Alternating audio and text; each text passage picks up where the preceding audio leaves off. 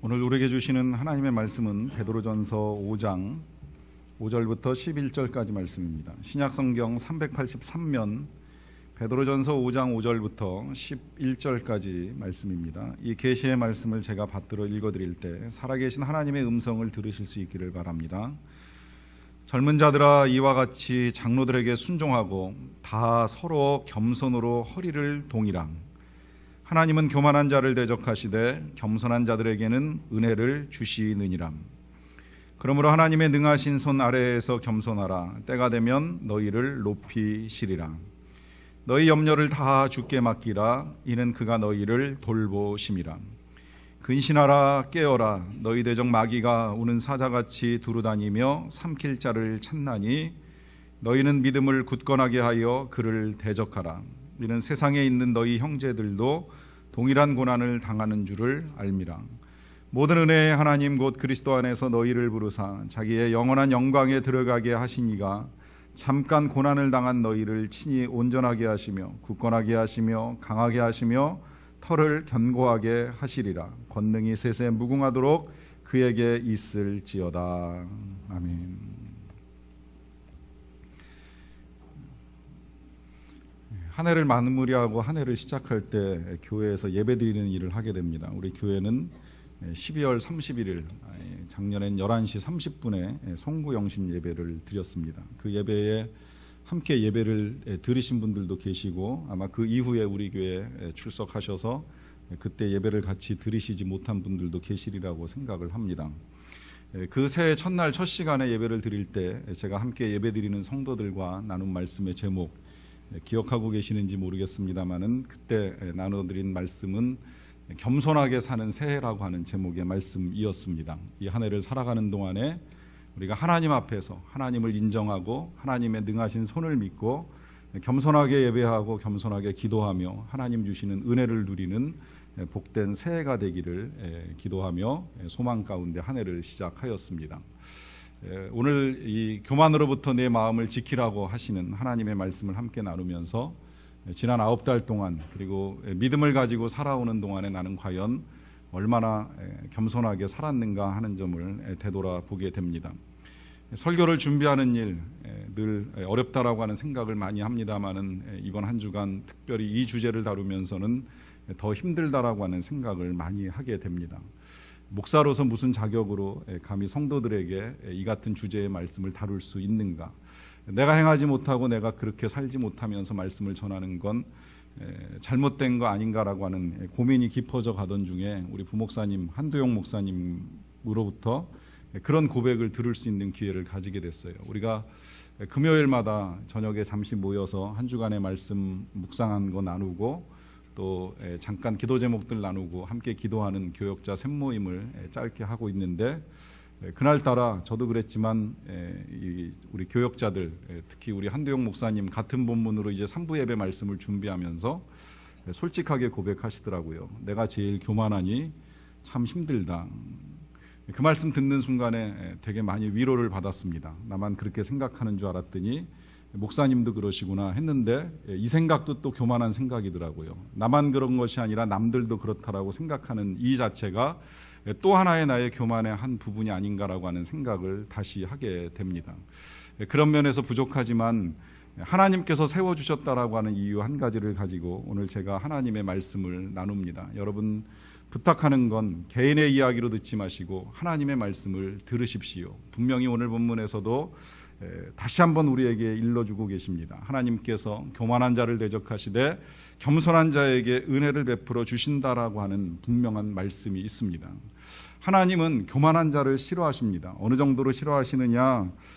이 일에 대하여서 스펄전 목사님께서 말씀하시기를 이렇게도 말씀하십니다. 하나님이 다른 죄는 손가락으로 다루시지만 교만은 팔을 걷어붙이고 다루신다. 탐심에 대하여서 욕심에 대하여서라고 해도 좋고요. 탐심에 대해서는 무서운 심판을 내리시지만 교만에 대하여서는 10배로 더 무서운 심판을 내리신다. 왜 그럴까요? 왜 하나님께서 우리 교만의 문제를 다루시면서 팔을 걷어붙이시고 또 10배 더 무서운 심판을 내리실까요? 그것은 이 교만이 하나님으로부터 떠나게 만드는 가장 큰 이유가 되기 때문입니다. 사단이 사단인 이유가 있습니다. 사단은 신학적으로는 원래 천사였고 특히 천사의 장, 천사의 우두머리라고 하는 해석이 있습니다. 하나님을 찬양하던 일을 담당하던 찬양 대장이 천사였고 그 일을 감당하던 중에 천사의 3분의 1이 자신을 따르고 자신의 지휘하에 움직인다라고 하는 걸 알게 되었습니다. 이 교만함이 커지면서 하나님을 대적하고 등 돌려 사단의 길로 갔기 때문에 결국은 멸망의 자식이 되고 말았습니다. 이 같은 일들은 지금도 계속해서 우리의 삶에서 일어나는 일입니다. 하나님을 믿는다라고 시작하면서 겸손하게 하나님 앞에 나왔지만 시간이 흘러가면서 교회 안에서든 어떤 공동체에서든 자신의 지위와 신분이 남들로부터 지지받고 존중받는 역할을 하게 되면서부터 변해가게 되는 것이죠. 안타깝게도 우리 교회에서 지금 경험한 일들은 거의 없다고 생각을 하는데 과거에 저는 많은 교회들을 거치면서 실제 그런 일들을 정말 많이 보았습니다. 처음 신앙을 가질 때 순수했던 사람들, 정말 열심히 예배드리고 열심히 봉사하고 열심히 섬기던 사람들이 교회 안에서 권사가 되고 장로가 되고 직분을 가지고 심지어 목회자도 개척할 때 겸손하게 교회를 시작을 했지만 교회가 커지고 부흥하고 또 많은 이 세상에서 여러 가지 직분들을 가지고 있다 보니까 자기도 모르게 하나님처럼 착각하고 하나님을 대적하여 하는 일을 하면서도 죄인 된 줄 모르고 살아가는 일들이 수없이 많이 일어나기 때문입니다. 그러다 보니 하나님께서 이 교만을 대적하시겠다라고까지 말씀하고 계시는 것입니다. 교만하면 하나님을 떠나고 교만하면 하나님을 믿던 사람이 무너지기 때문에 하나님께서 다시금 반복적으로 겸손할 것을 당부하고 계십니다. 성경은 한 200번 이상 이 교만의 문제를 우리에게 다루어 주고 있고요. 또 이 성경에 나오는 많은 사람들이 어떻게 형통하게 되었는지 헤아려 보면 겸손할 때 형통하고 또 어떻게 이 실패하게 되었는지 헤아려 보면 그가 교만할 때 실패하게 되었다라고 하는 것을 보게 됩니다. 뿐만 아니라 때로는 이 성공했던 사람이라고 할지라도 그 높은 지위에서 다시 교만해짐으로 말미암아 그 성공의 자리에서 내려오는 어려움을 겪게 되는 일도 있었다라고 하는 것을 우리가 보게 됩니다. 이제 그렇다면 구체적으로 우리의 삶에서 어떤 것이 교만인가? 욕심도 다양하게 나타나지만 이 교만도 다양하게 나타나는데 먼저 우리가 좀 알아야 될 교만의 형태들을 좀 봐야 할 것 같은데요. 우리가 일단 좀 배웠다 싶으면 좀 안다 싶으면 생기는 교만함이 있습니다. 지식에 대한 교만이라고도 할 수 있겠는데요. 이 점에 대해서 과거에 우리 속담에서도 벼가 익을수록 고개를 숙인다라고 하는 말씀이 있습니다.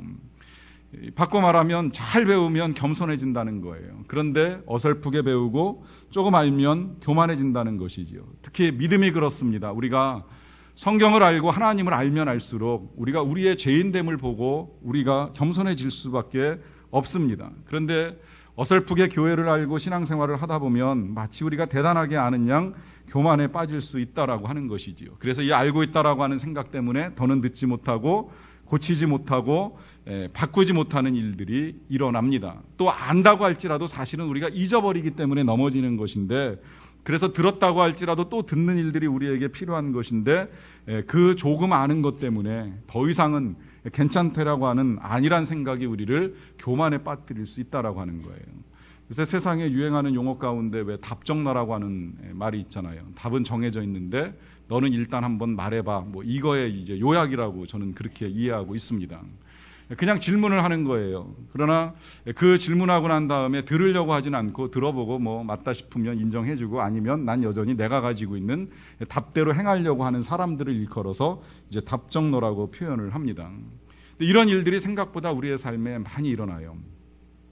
저는 이제 과거 친구들과 이렇게 같이 만들어 놓은 이제 밴드 모임이 몇 가지가 있습니다. 밴드 하시는 분들 아시겠지만 밴드는 오래된 친구들이 이 밴드 모임을 통하여서 이제 연락을 서로 주고받는 일들을 하게 되는데요. 중고등학교 때 같이 신앙생활을 하던 교회 친구들이 이제 함께 모여가지고 밴드를 하나 만들었어요. 믿음의 친구들이라고 하는 제목의 밴드입니다. 이걸 만들어 놓으니까 이제 좋은 게 이 땅에 살지 않고 멀리 미국에 이민 가서 사는 친구들도 이 밴드에 들어와서 서로의 소식을 주고받습니다. 재미난 이야기도 주고받으면서 또 좋은 일이 있으면 알려주기도 하고 힘든 일이 있으면 서로 격려하고 위로하는 일들을 하고 있습니다. 오랫동안 신앙생활 같이 하다가 지금은 다 흩어져서 이제 세계 각지에서 살고 있는 친구들이 이 좋은 장을 통하여서 서로의 소식을 주고받는 일을 잘 하고 있습니다. 여러 가지 소식이 오고 가는 가운데에 얼마 전에 이제 한 친구가 자신의 가정에 임한 부고 소식을 올렸어요. 아버님이 돌아가셨습니다. 그러면 이제 소식을 올리고 나면 찾아가서 문상도 하긴 하지만 이제 문상하기 전에 그 밴드 댓글에다가 이제 위로의 이야기들을 이렇게 쭉 올리는 일들을 하게 됩니다. 멀리서도 함께 조문하지 못하지만 이제 하나님의 위로가 임하기를 바라면서 글을 올리는데 제일 많이 사용되는 글을 보니까 삼가 고인의 명복을 빕니다라고 하는 이제 표현의 글을 사용하더라고요. 이것 때문에 이제 제가 여러분들에게 공개적으로 말씀을 드리는 이유도 있는데, 교회를 다니는 사람은, 그리스도인은 이 표현을 사용하시면 안 됩니다. 가급적 사용하지 마셨으면 좋겠습니다. 이렇게 보니까 이제 저하고 그다음에 이제 3호로 사역을 하고 있는 이제 2명의 이 고등학교 친구들은 하나같이 이렇게 썼더라고요. 하나님의 위로하심을 바랍니다. 하나님의 위로하심이 있기를 원합니다. 이제 이게 우리가 조문할 때 그리스도인으로서 가장 일반적으로 사용하기 좋은 표현인데, 삼가 고인의 명복을 빕니다라고 하는 표현이 좋지 않게 여겨지는 이유가 있습니다. 이게 이제 우리가 오랜 전통을 가지고 있는 건데, 불교에서 사람이 세상을 떠나게 되면 그 혼이 가서 심판을 받는 장소를 일컬어서 명부라고 이야기를 합니다. 거기 그 명부 앞에 가서 좋은 심판을 받으라고 하는 의미에서 명복을 빈다라고 하는 말을 사용하는 것입니다. 사실 성경적으로 더 정확하게 말씀드리면, 세상을 떠나가 하나님의 나라에 가 계신 분이 우리를 위하여 기도해 주실 수는 있지만, 사실 살아있는 우리들이 돌아가신 분을 위하여 할 수 있는 건 아무것도 없습니다. 그냥 좋게 말해서 고인의 명복을 빈다 할지는 모르겠지만, 엄밀하게 이야기하면 우리는 고인을 위하여 빌 수 있는 게 없어요. 남은 유가족들을 위하여서, 슬픔 당한 사람들을 위하여서는 우리가 기도할 수 있지만, 그러나 이미 세상 떠난 사람을 위하여서, 옛날에 중세교회에서 교회가 타락할 때에 세상 떠난 사람이 연옥에서 천국으로 가기 위하여서 지금 이 땅에 살아있는 사람들이 면죄부를 사야 된다 이러면서 오도한 적은 있는지 모르지만, 그러나 엄밀하게 이야기하면 이 땅에 살아가는 우리들이 고인을 위하여 할 건 없지만, 그런 의미에서 봐도 이 표현이 잘못된 것이라고 하는 것이 분명합니다. 믿음의 친구들의 모임이기 때문에 목사인 제가 좀 정확하게 알려줘야 되겠다라고 하는 생각을 가지고 처음에는 글을 쳐서 이렇게 써줄까 하는 생각을 했었어요. 그러다가 그래도 내가 친구인데 친구가 친구에게 이런 이야기를 잘못 전해주면 오해도 있을 수 있겠다 싶어가지고 신학책을 뒤져서 정확하게 해설이 되어 있는 부분을 제가 사진으로 찍어가지고 댓글로 이제 사진을 복사해서 그대로 이제 올려서 띄워놨습니다. 그랬더니 제가 올려놓은 댓글에 또 이제 반응 댓글들이 올라오기 시작을 한 거예요. 미처 알지 못했던 걸 알려줘서 고맙다. 이제부터는 이렇게 사용해야 되겠다 하는 식의 이제 좋은 댓글들도 있는 반면에, 또 한편으로는 그렇게까지 따질 필요가 있겠느냐, 그냥 다 좋게 고인이 좋은 데 가셨으면 좋겠다라고 해서 하는 말인데, 그것이 염라대왕 앞이던 혹은 하나님 앞이던 누구 앞이던 그건 그렇게 따질 것이 있느냐라고 하면서 여러 가지 댓글들이 올라오는 것을 보았습니다. 보면서 그런 생각이 들었어요. 정확하게 가르쳐주고 싶은 마음은 있었는데 참 그것도 쉬운 일은 아니구나, 들으려고 하지 않는다라고 하면 그것도 참 어려운 일이구나라고 하는 생각이 제일 먼저 들었습니다. 그런데 그런 생각이 들다가 또다시 제 마음을 울리는 소리는 이것이었습니다. 나도 그럴 수 있다는 것입니다. 저 역시도 늘 서서 전하는 일들을 하다 보면 나는 누군가로부터 내가 전해 듣는 일들에 대하여서 둔해질 수 있겠구나라고 하는 생각입니다. 여러분, 우리가 특히 다 한결같이 이제 나이가 1살, 2살 먹어볼 수밖에 없는데, 나이가 들어가는 과정 중에 우리가 주의해야 될 것은 내 경험과 지식의 한계 속에서 더 듣지 아니함으로 인하여서 지금까지의 것들이 늘 충분하다라고 하는 이 교만함에 빠지는 것이 위험하다라고 하는 것입니다. 늘 들어도 잊기 쉽고, 또 우리가 알지 못하는 이 세상에 무한한 지식이 있고, 더 나아가서는 우리가 하나님을 알아간다라고 하는 건 일평생 알아도 다 알지 못할 하나님의 그 무한한 영적 세계에 대하여 늘 겸손하게 귀 기울이고 듣는 일들이 필요하다라고 하는 것입니다. 마음을 지키라라고 하는 주제를 가지고 말씀을 나누고 있는데요. 혹 그런 생각이 드실 수도 있습니다. 나는 마음을 잘 지키고 있다. 나는 문제없다. 여러분, 이 생각이 교만입니다. 김남도 교수가 1000번을 흔들려야 어른이 된다라고 하는 이야기를 했는데 저는 과연 1000번으로 가능할까라고 하는 생각이 들 때도 많습니다. 늘 흔들립니다. 마음을 지키라고 하는 말씀을 전하는 입장에 있으면서도 때때로 내 마음을 지키는 것, 여전히 분노로부터 혹은 욕심으로부터 여러 가지 교만한 생각들로부터 나를 지키는 것이 힘들 때마다 과연 얼마나 더 흔들려야 되는가라고 하는 생각을 하게 됩니다. 얼마나 부족한 인생인가. 하나님의 은혜가 아니면 절대 살 수 없다라고 하는 사실이 시간이 갈수록 더 잘 느껴지고 있습니다. 우리의 교만이 여기서 멈추지 않고요.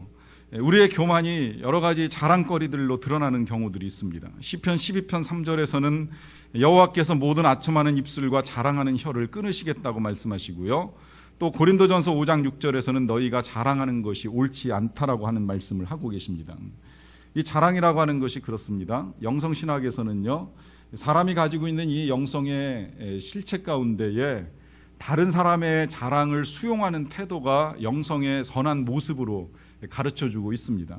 누군가 혹 잘난 체 한다면, 누군가 혹 아는 체 한다면, 누군가 가진 것을 드러내놓고 싶어 한다면 듣고 그렇게 하라고 생각하시라는 거예요. 그냥 그래, 자랑하세요. 당신 잘나셨습니다.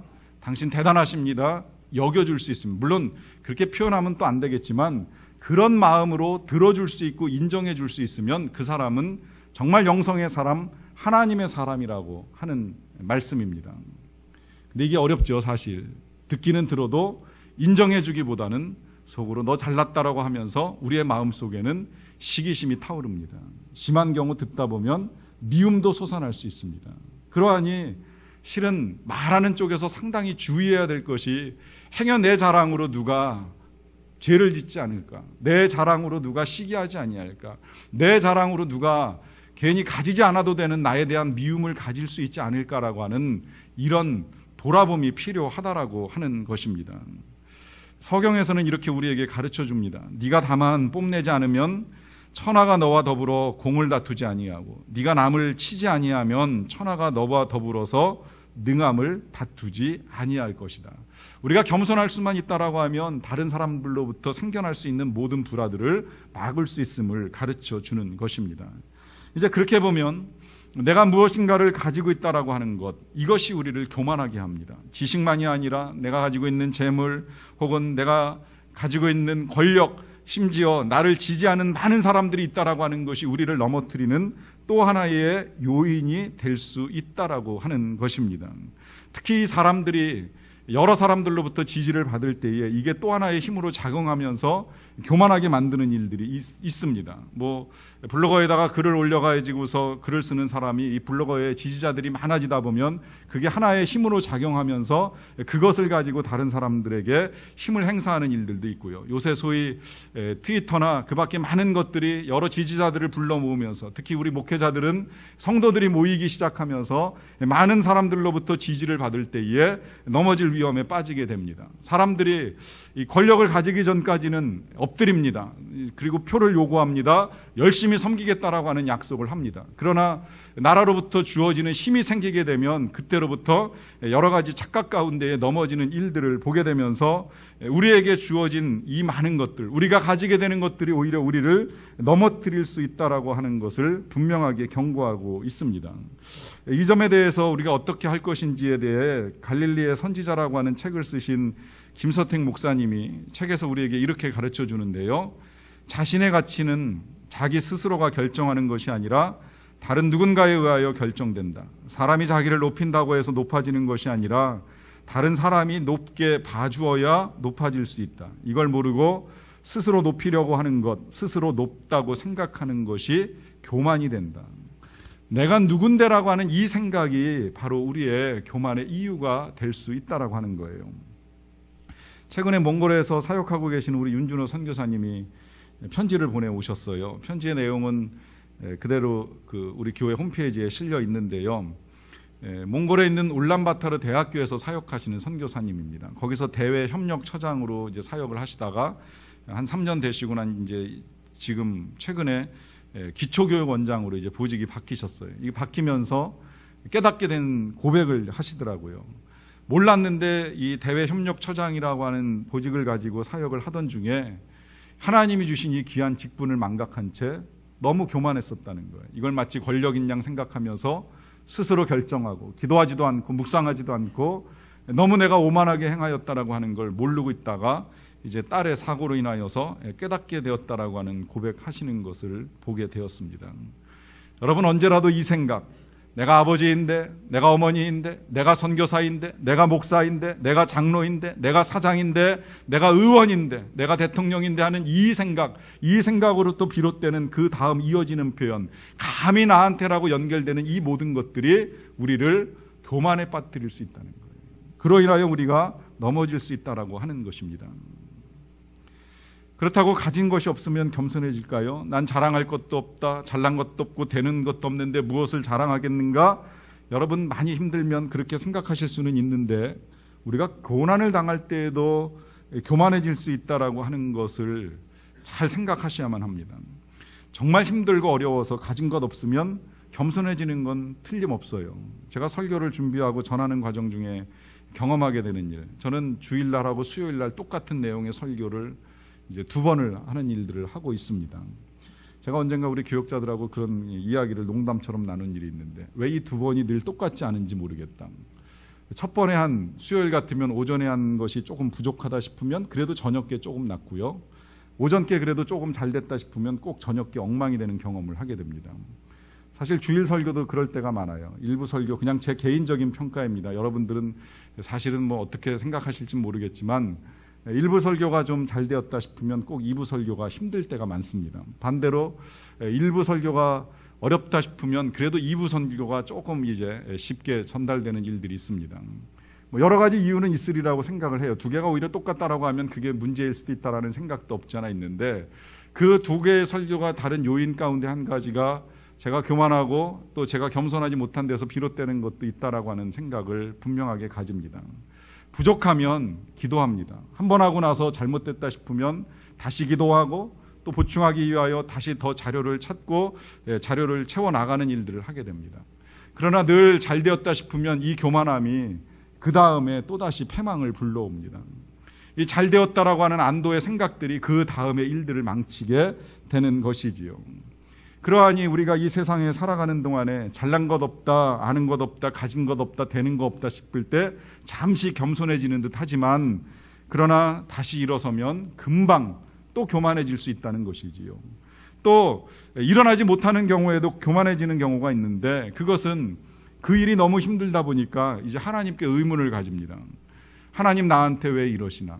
물론 여기까지는 뭐 있을 수 있는 생각이라고도 여겨져요. 너무 힘들다 보면 그런 탄식이 가능하죠.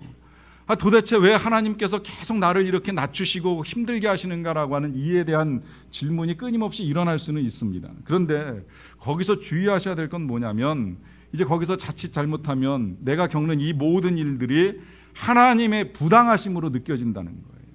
나는 정당하게 받아야 될 것을 내가 못 받고 있다라고 하는 이 착각이 교만이라고 하는 것입니다.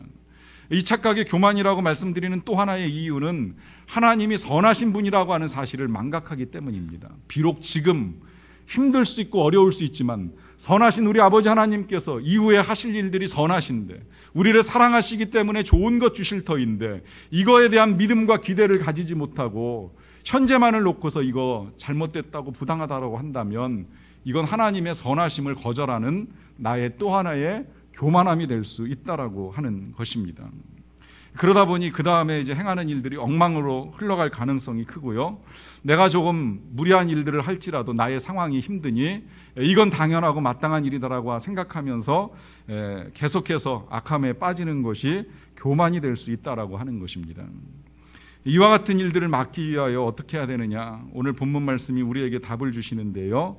6절은 이렇게 우리에게 당부합니다. 그러므로 하나님의 능하신 손 아래에서 겸손하라. 때가 되면 너희를 높이시리라. 주님의 당부는 우리의 겸손인데 어떤 겸손이냐면 하나님의 능하신 손 아래에서 겸손하라 하는 당부입니다. 하나님의 능하신 손 아래에서 겸손하라고 하는 이 말씀이 2가지 의미로 우리가 볼 수 있습니다. 하나는 지금까지 이만큼이 다 하나님의 능하신 손 아래에서 이루어진 일이라는 거예요. 나의 노력, 나의 수고가 아니라 하나님이 주신 은혜로 된 일들이라고 하는 것입니다. 할 수 있을 만한 능력 주셨고, 할 수 있을 만한 지혜도 주시고, 지식도 주시고, 또 그것을 감당할 수 있을 만한 건강도 주시고, 상황도 주시고, 여건도 주셨기 때문에 여기까지 이룰 수 있었던 일, 이 하나님의 능하신 손을 감사하면서 겸손하라는 거예요. 혹 그 능하신 손길 가운데 내가 이룬 것도 없고 얻은 것이 없다 할지라 하더라도 이것이 우리가 능하신 손을 이해해야 되는 두 번째 해석인데요. 그것은 이후에 하나님의 능하신 손이 우리를 때가 되면 높여주실 것을 믿고 기다리는 것이 겸손입니다. 비록 지금 낮아져 있고 힘들고 어려울지라도 때가 되면 하나님이 치유하시고 회복시켜 주시고 고쳐주시고 다시 세워주실 일들을 기대하면서 그러면서 지금 겸손히 잠자코 묵묵히 하나님이 주신 길을 걸어가는 것입니다. 성경에 많은 사람들이 그것을 우리에게 보여준다고 말씀을 드렸는데 다윗을 보면 그렇습니다. 다윗은 이 겸손함과 교만함의 차이가 어떤 것인지를 그의 삶에서 아주 선명하게 우리에게 보여줍니다. 그는 겸손하게 목동 생활을 할 때 혹은 왕을 섬길 때 하나님이 그를 높여서 그로 하여금 왕이 되게 하셨습니다. 왕이 된 다음에 교만해져 가지고 자기 욕심을 따라 사람을 부릅니다. 욕심을 채우다가 안 되니까 사람을 시켜가자고 사람을 죽이는 일까지 했습니다. 결국 그는 그것 때문에 그 일의 결과로 말미암아 왕궁을 버리고 도망가는 일이 있었습니다. 근데 이 도망갈 때 다시 낮아지면서 이 다윗이 겸손함의 극치를 보여줘요. 어떻게 보여주느냐 하면 도망가는 과정 중에 그를 욕하는 사람이 있었습니다. 네가 그런 일을 겪는 건 마땅하다. 네가 사울왕을 죽이고 왕위를 차지하더니 네가 지금 겪는 그 일은 당연한 거 아니냐라고 하면서 놀리는 사람이 있었습니다. 주변의 신하들이 다윗 왕을 옹호하면서 이야기하죠. 저 사람을 당장 죽일까요? 그때 다윗 왕이 하는 말이 있습니다. 내가 지금 내 아들이 반역해서 나를 죽이려고 쫓아오는 이 마당에 내가 저 사람을 미워할 일이 무엇이 있겠느냐 하면서 겸손하게 피난길을 갑니다. 그러다가 이제 반역을 일으켰던 아들이 세상을 떠나고 돌아오게 되었을 때에 그 자신을 놀렸던 사람이 자신 앞에 와가지고 사죄하면서 용서를 구하는 일이 있었습니다. 이때 다윗이 놀라운 건 그를 용서합니다. 신하들은 이를 그냥 둬서는 아니 됩니다. 당신을 비난하고 욕하던 조롱하던 사람입니다. 그냥 둘 수 없습니다라고 이야기하는데 다윗이 분명하게 선포하지요. 내가 지금 하나님의 은혜 가운데 왕위를 다시 얻게 되었는데 그를 죽일 일이 무엇이 있겠느냐라고 하면서 그는 다시 조용히 왕궁으로 들어갑니다. 이 겸손함 때문에 하나님께서는 이 다윗을 일컬어서 하나님의 마음에 합한 사람이라고 하면서 그를 대대의 아주 존귀한 이름으로 높여주셨습니다.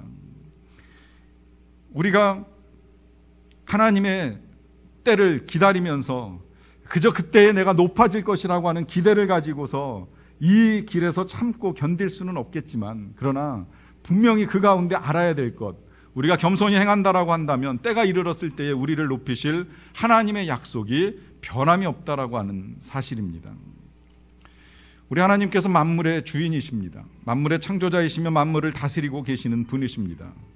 그리고 예수님은 그 하나님의 아들이시기 때문에 예수님을 우리가 만물의 주인이라고 고백해도 틀리지 않습니다. 그래서 우리는 때로 우리 이 예수님을 만왕의 왕이라고 표현하기도 합니다. 그런데 이 예수님께서 우리를 위하여 이 땅에 오실 때에 오신 자리는 왕궁이 아니라 마구간이었습니다. 마구간에서 태어나셔서 말구유에 누이셨습니다.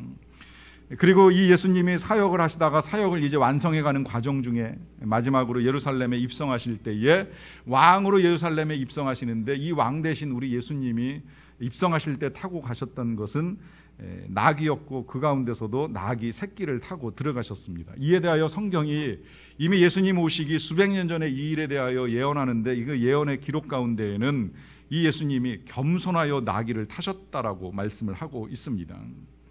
이제 이후에 나귀를 타고 예루살렘에 들어가시고 난 이후에 사람들로부터 재판을 받을 때나 또 매를 맞으실 때 그리고 십자가에 달리실 때의 예수님의 태도는 겸손으로 일관됩니다. 상황은 생각보다 아주 불의했어요.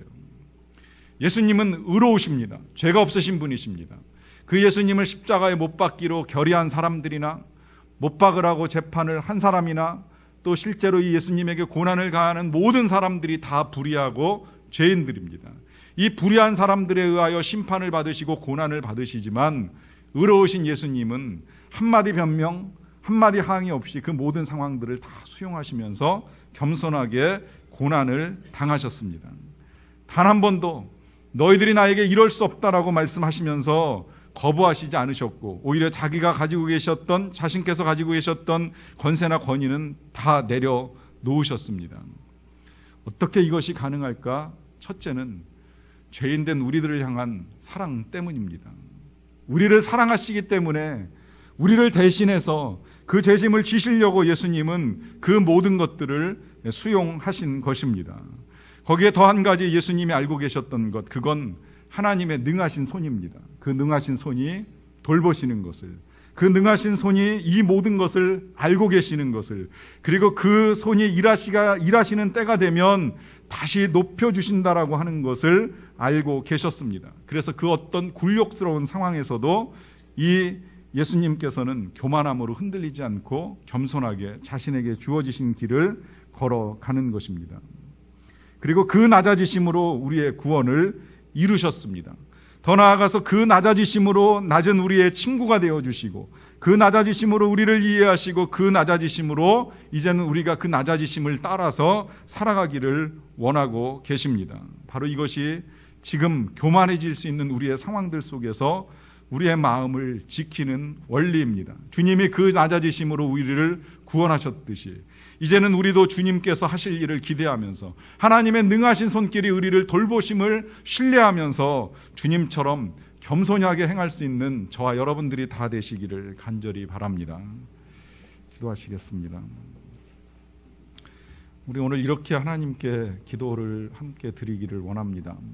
여러분, 행여라도 우리가 교만했다라고 하는 사실을 잊으셨다면, 그리고 내 삶 가운데서 드러난 여러 가지 교만한 것들이 있다면 그와 같은 것들을 좀 정직하게 하나님 앞에 고백하며 나아갔으면 좋겠습니다. 여러분, 성경은 우리에게 가르쳐 주기를 너희 염려를 다 주께 맡기라고 말씀하고 계십니다.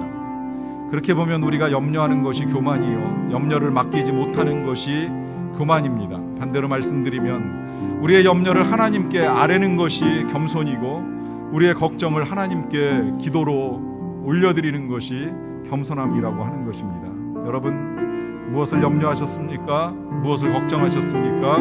무엇 때문에 힘드십니까? 그 모든 것들을 맡기고 아뢰는 것이 겸손함이라고 우리에게 가르쳐 주셨으니, 오늘 그 모든 것들을 하나님께 아뢰면서 내가 겸손히 행하겠나이다, 주의 능력의 손, 능하신 손길이 나를 돌보심을 믿으며 나아갑니다. 이 같은 고백을 하나님께 드리는 시간을 잠시 갖도록 하겠습니다.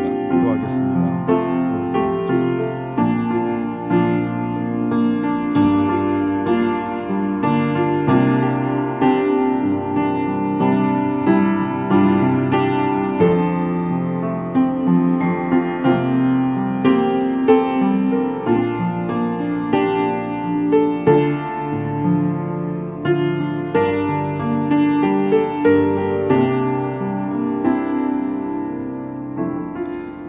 사랑의 하나님, 우리의 교만함을 용서하여 주시옵소서. 죄악됨을 알지 못하고 부족함을 깨닫지 못하고 그저 조금 아는 것, 조금 가진 것, 조금 잘난 것으로 인하여서 교만하게 행한 우리의 모든 죄악을 용서하여 주시기를 원합니다. 교만하여 내가 염려하고 내가 걱정하며 내 힘으로 이루려고 하던 이 모든 것들도 사하여 주시옵소서. 그리고 다시금 겸손하게 구하옵나니 우리의 삶에 필요한 것들을 채워주시고 주님과 동행하며 주님과 함께 겸손히 믿음의 길을 걸어가는 자가 되게 하여 주시옵소서. 이 낮아짐 가운데에 다시 우리를 살리시고 높이시는 하나님의 은혜를 보게 될 줄로 믿사옵나니 끝까지 겸손하여 은혜 가운데 머무는 자들 되게 하여 주시옵소서. 예수님의 이름으로 기도하옵나이다. 아멘.